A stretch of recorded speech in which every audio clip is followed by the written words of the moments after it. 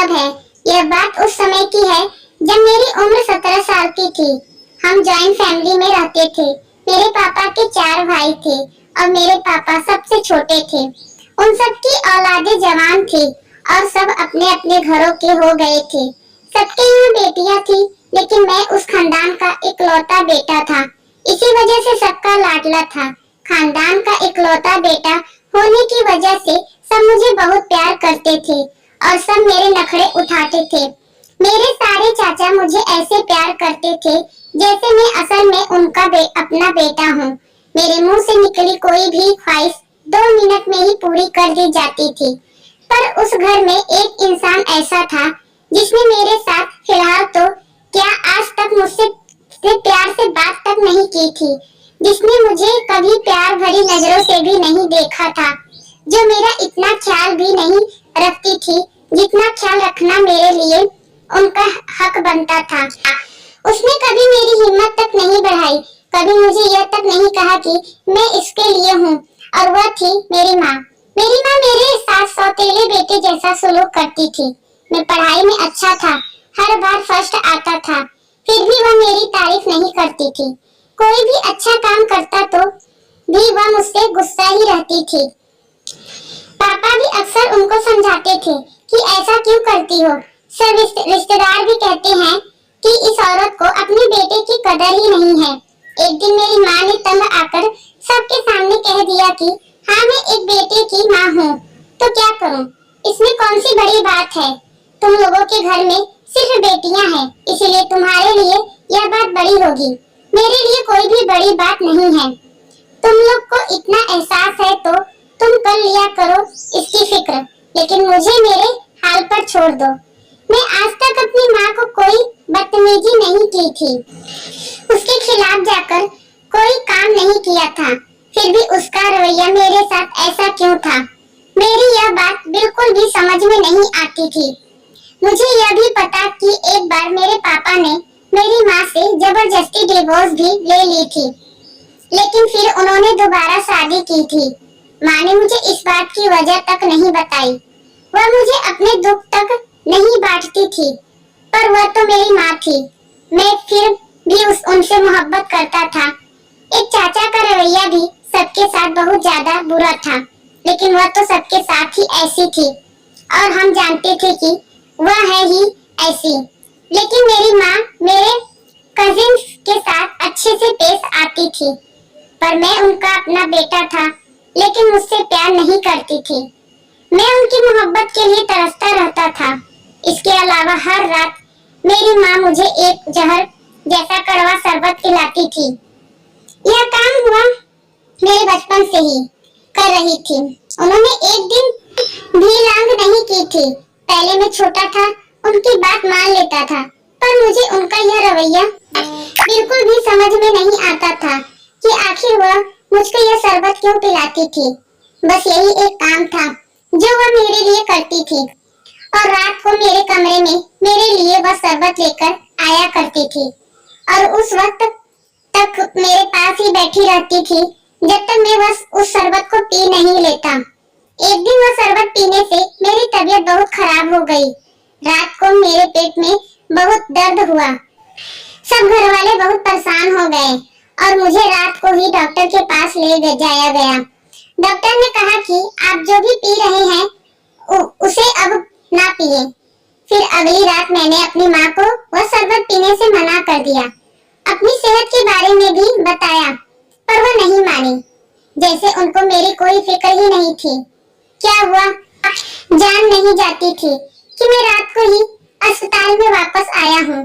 यहाँ तक मैंने अपनी माँ को साफ साफ मना कर दिया था कि मुझे इस तरह की कोई चीज नहीं पीनी है, पर उनको मेरी जरा भी फिक्र नहीं थी। सिर्फ इतनी फिक्र थी कि बस मैं किसी तरह बस जहर जैसा शरबत पी लूं। आज पहली बार मैंने यह शरबत पीने से मना किया था। मैं अपने इरादे का पक्का था। वो समझ गई थी कि शायद आज मैं उनकी बात नहीं मानूंगा। मैं वह शरबत नहीं पिया। वह मेरे से मिन्नतें करती हैं। वह बहुत परेशान लग रही थी। अचानक उनके मुंह से ऐसी बात निकल गई जिसने मुझे हैरान कर दिया। उन्होंने इतना ही कहा कि अगर मैंने वह शरबत नहीं पिया तो गजब हो जाएगा। तुम प्लीज यह शरबत पी लो। अगर तुमने यह शरबत नहीं पिया तो कयामत आ जाएगी। कुछ ऐसा हो जाएगा जो मैं तुम्हें नहीं बता सकती। बस तुम मेरी बात मान लो।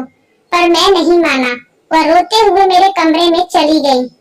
आज मुझे उनके रोने की भी कोई परवाह नहीं हुई, बल्कि मैं तो यह सोच रहा था कि कौन उनको अपनी जिद बदलनी होगी। फिर मैं सुकून से सो गया और सुबह एक बुरी खबर के साथ मेरी आंख खुली और वह बुरी खबर सुनकर मेरे पैरों के नीचे से जमीन निकल गई। वह बुरी खबर यह थी कि मेरी माँ अब इस दुनिया में नहीं रही और रात को ठीक ठाक से सोई थी और सुबह पता चला कि रात की किसी पहल की उनकी मौत हो गई थी। उनकी मौत की वजह समझ में नहीं आई। ना तो उनको कोई बीमारी थी और ना ही उनके साथ में कोई हादसा हुआ था। आखिर ऐसा कैसे हो सकता है? मेरे दिमाग में सवाल तो बहुत हैं, पर सवालों से ज्यादा दम था मेरी माँ ने जो कहा था उस बात से कि शरबत पी लो नहीं तो कुछ हो जाएगा। क्या मेरी माँ का इशारा इस तरह था और वह शरबत पीने से मेरी माँ की जिंदगी पर क्या असर हो सकता था? यह बात मेरी समझ से बाहर थी, लेकिन मैं खुद को मुजरिम महसूस कर रहा था। क्या मैं अपनी माँ की मौत की वजह बना था? अगर मैं वह शरबत पी लेता तो आज मेरी माँ जिंदा होती। सवाल और सदमा मिलकर मेरी जान ले रहे थे। मैं दिमागी मरीज की तरह बन गया था। मैं बहुत रोया था। मेरे लिए यह सदमा बहुत बड़ा सदमा बन गया था। घर में एक शौक का माहौल था। पापा भी सदमे में थे। कुछ दिन बाद मैं अपने दोस्त के घर चला गया। वह भी मुझे तसल्ली दे रहा था और वहां से आने में मैं लेट हो गया। यह पहली बार था कि मैं अपनी माँ की मौत के बाद घर से निकला था। आसमान पर चांद था। उसकी चांदनी और सितारों की टिमटिमाती रोशनी ने माहौल को खुशगवार बना दिया हुआ था। रात के सन्नाटे में अकेले यह मेरा पहला चांस था जब मेरी माँ इस दुनिया से गई थी। मैंने वह शरबत नहीं पिया था, तब से ही मेरे सर में बहुत दर्द रहने लगा। ऐसा दर्द जिसको मैं नजरअंदाज भी नहीं कर सकता था। इसीलिए मैं डॉक्टर के पास गया और उसने कहा कि शायद टेंशन और सदमे की वजह से आपके सर में दर्द है, पर मैं जानता था कि असल वजह क्या है। यह दर्द तो मेरी जान ही नहीं छोड़ रहा था। घर की हालत भी कुछ अजीब हो गए थे। मेरी एक कनीज सीढ़ियों से गिर गई और उसका सर फट गया। वह बिस्तर पर पड़ी थी। दूसरी भी बहुत ज्यादा बीमार हो गई। मेरी एक चाची किचन में काम कर रही थी और उनके पैर पर गर्म दूध गिर गया और वह इधर मेरे चाचा ने सिर्फ मुझे बताया कि कारोबार में बहुत बड़ा नुकसान हो गया है। अब कारोबार में बहुत ही मुश्किल आ रही है। और मेरे पापा तो तब से बीमार थे जब से मेरी माँ इस दुनिया से गई थी। वह तो बिस्तर से ही लगे पड़े थे। मुझे समझ में नहीं आ रहा था कि आखिर यह सब हो क्या रहा है। मेरे सर का दर्द भी नहीं जा रहा था। मैं दवाइयाँ खाकर पागल सा हो चुका था। चाचा ने कारोबार में नुकसान की बात मेरे पापा को नहीं बताई और मुझे भी कहा कि यह बात घर में किसी को ना बताएं, क्योंकि सब और भी ज्यादा परेशान हो जाएंगे। घर में सब कह रहे थे कि जब से मेरी माँ गई है तो घर की हालत भी खराब हो गए हैं, पर मुझे लग रहा था कि बात सिर्फ यह नहीं थी, बात तो कुछ और भी है। फिर मुझे मेरी माँ की बात याद आ गई। अगर मैंने यह शरबत पीना छोड़ दिया तो सब कुछ खत्म हो जाएगा। मैं अपनी माँ के कमरे में गया, तलाश करने लगा कि वह शरबत कैसे बनाती थी। उनकी एक डायरी मिली जिसमें एक पेज पर कुछ लिखा था। उसको देखकर मैं हैरान हो गया। उससे पर शायद किसी का पता लिखा था, जिसके नीचे लिखा था, मुसीबत में इसे मिले। मैं अगले ही दिन वहां जाने के लिए सोचा और मैं जब वहां पहुंचा तो देखकर हैरान हो गया। वह किसी बाबा का घर था। मैं हैरान इसीलिए हुआ क्योंकि हमारे खानदान में कोई भी ऐसी बातों को नहीं मानता था। मैं अंदर गया और अपने नंबर का इंतजार करने लगा। मैं वहां बैठे हुए कुछ लोगों से उस बाबा के बारे में पूछा तो लोगों ने कहा कि बहुत पहुंचे हुए बाबा हैं। मैंने कहा, आपके यहाँ बाबा आपसे कितने पैसे लेते हैं? कम से कम 2000 तो लेते ही होंगे। वो कहने लगे थे कि 1 रुपया भी नहीं लेते। मैंने कहा, अच्छा, जो अपनी मर्जी से दे दे तो क्या वह रख लेते हैं? उसने कहा, नहीं, यहाँ ऐसी कोई रिवाज नहीं है। अगर फिर भी कोई जिद करे कि कुछ देना चाहता है तो बाबा उसे कहते हैं कि वह गरीबों में कोई चीज बांट दे, उसका फल तुम्हें मिल जाएगा। लेकिन बाबा किसी से 1 रुपया भी नहीं लेते। यह बात सुनकर मैं हैरान हो गया, लेकिन फिर भी मेरा ऐसी चीजों पर कोई भरोसा नहीं था। मैं बाबा के कमरे में दाखिल हुआ तो वह मुझे देखकर चौंक से गए। उनके चौंक का तरीका ऐसा था कि मैं भी हैरान हो गया कि आखिर यह क्या सोचकर इस तरह से हैरान हो रहे हैं। और फिर उन्होंने एक बहुत ही अजीब हरकत की। उन्होंने वहां बैठे सब लोगों को बाहर भेज दिया। फिर उन्होंने मुझसे ऐसी बात की कि मैं हैरान हो गया। उन्होंने मुझसे कहा कि तुम अभी तक जिंदा हो, मुझे तो लगा था कि तुम मर गए हो। आखिर उनकी इस बात का क्या मतलब था? मैं तो उनको पहली बार देख रहा था और मुझे क्या मर जाना चाहिए था? मैं उनके सामने बैठा और उनसे पूछा कि आप मुझे जानते हैं? मैं तो जिंदगी में आपको पहली बार देख रहा हूँ। फिर आपने मुझे देखते ही ऐसी बात क्यों की? आपने उन सबको बाहर क्यों भेज दिया? आखिर क्या बात है, मुझे बताइए। मैंने उनको सब कुछ बताया कि मेरी माँ इस दुनिया से चली गई है और मेरे घर में पता नहीं क्या हो रहा है। सब कुछ तबाह होता जा रहा है, कारोबार भी तबाह होते जा रहे हैं और घर के लोग भी बीमार हैं। मेरे सर में भी हर वक्त दर्द रहता है। फिर उन्होंने मुझे एक ऐसी बात बताई जिसको सुनकर मैं हैरान रह गया। उन्होंने कहा कि तुम अपने खानदान में अकेले लड़के हो, यानी सारी जायदाद के वारिस हो, इसीलिए तुम्हारे दादा ने सब कुछ तुम्हारे नाम कर दिया था। तुम्हारे बाकी के चाचा को यह बात जहर लगी। उन सबकी बीमारियों ने मिलकर तुम पर बहुत बड़ा काला जादू करवाया था। वह जादू बहुत ही भयानक था। हम भी हैरान थे कि कोई इस कदर पत्थर दिल के कैसे हो सकता है, किसी पर भरोसा जादू करवा सकता है। इस जादू की वजह से तुम बस 2-3 महीने ही जी पाते, पर तुम्हारी माँ को, जो कि एक अच्छी दिल वाली औरत थी, उसको सब कुछ पता चल गया था।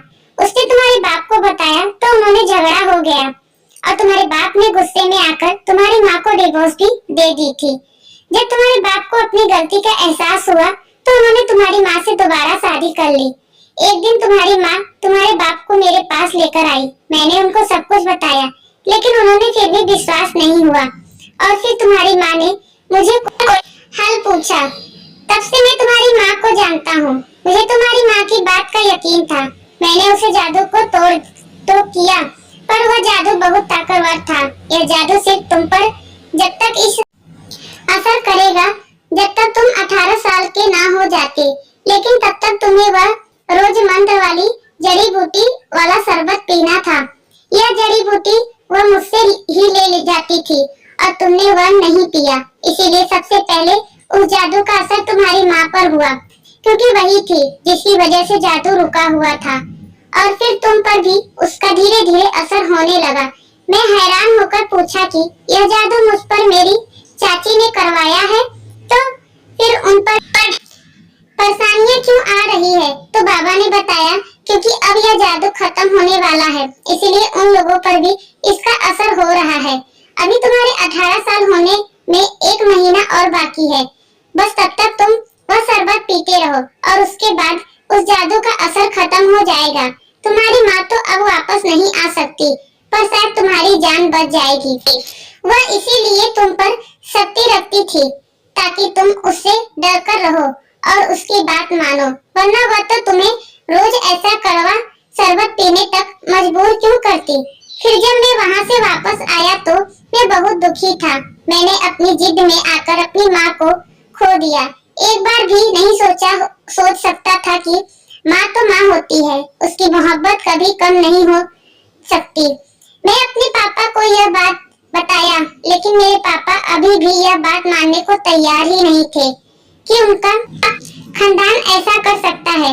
उनका कहना था कि तुम्हें इतनी मोहब्बत मैंने नहीं की जितनी मोहब्बत मेरे भाइयों और उनकी पत्नियां ने की है, और मेरा उनके लिए बस यही कहना था कि उनकी मोहब्बत के पीछे असल में उनका एक मकसद छुपा हुआ था। आपने मेरी माँ की बात नहीं मानी, यहाँ तक कि उनको एक दफा डिवोर्स भी दे दी। आखिर सिर्फ अपने खानदान वाले के लिए आप क्यों नहीं समझ रहे हो मेरी बात को? मेरी माँ सच कह रही थी। मैंने भी उन सारी चीजों को महसूस किया है। मैं कोई छोटा बच्चा नहीं हूँ। मेरे पापा ने मेरी कोई बात ना मानी। मैंने अपनी माँ की वह डायरी अपने पास रख ली और उसमें यह भी लिखा था कि तुम्हारे पापा यह बात नहीं मानेंगे क्योंकि वह अभी भी इस जादू के असर में है। इसीलिए मैंने अपने पापा को उनके हाल पर छोड़ दिया। अब मैं उस बाबा से ढेर सारी जड़ी बूटी ले आया और घर में बैठकर अपने यह खुद ही झटपट बनाने लगा। फिर मैं यह भी सोचने लगा कि यह शरबत को बनाने में कितनी मेहनत लग रही है और यह काम छुपाकर भी करना पड़ रहा था। तो मेरी माँ ने सब घर वालों से छुपाकर मेरी जान बचाने के खातिर क्या कुछ नहीं किया और मैं जाते जाते भी उनसे बदतमीजी कर दी। यह शिकवा मुझे खुद से सारी जिंदगी रहेगी। मैं 1 महीने तक वह शरबत पिया और 18 साल का होने के बाद शहर छोड़कर मुंबई चला गया। वहां जाने से पहले मैंने अपने सब घर वालों को कहा कि मैं आपकी झूठी मोहब्बत को आपकी सच्ची मोहब्बत समझ रहा था। आप सब ने मेरे साथ जो किया है उसका मकसद नाकाम हो गया। सिर्फ मेरी माँ की वजह से मेरी माँ वापस आ नहीं सकती, लेकिन मैं आप लोगों को कभी माफ नहीं करूंगा। मैं वह घर छोड़ दिया और मुंबई रहने लगा। बहुत ही मेहनत से पढ़ाई की, अपना घर बनाया और फिर एक होटल बनाया जिनको अपनी माँ का नाम दिया। इस बात का मुझे बहुत दुख था कि मेरे पापा मेरे साथ नहीं आए। मेरे पापा को भी अब दौलत से कोई मतलब नहीं था और मुझे भी नहीं चाहिए थी मेरी खानदानी दौलत, जिसे मेरे अपनों को ही मेरा दुश्मन बना दिया। मैं खुद को बहुत खुशनसीब समझता था। मुझे क्या पता था कि मेरे घर वालों की मोहब्बत के पीछे नफरत भरी पड़ी है। सलाम है मेरी माँ को जिसने सारी जिंदगी इस राज को अपने सीने में दफन रखा, सिर्फ इसीलिए कि वह मेरी जान बचा सके और ऐसे ही वह इस दुनिया से चली गई। तो आपको कैसी लगी यह कहानी हमें कमेंट में जरूर बताइएगा। अगर आपको कहानी पसंद आई है तो हमारे चैनल को सब्सक्राइब और वीडियो को लाइक शेयर करना मत भूलिए। धन्यवाद।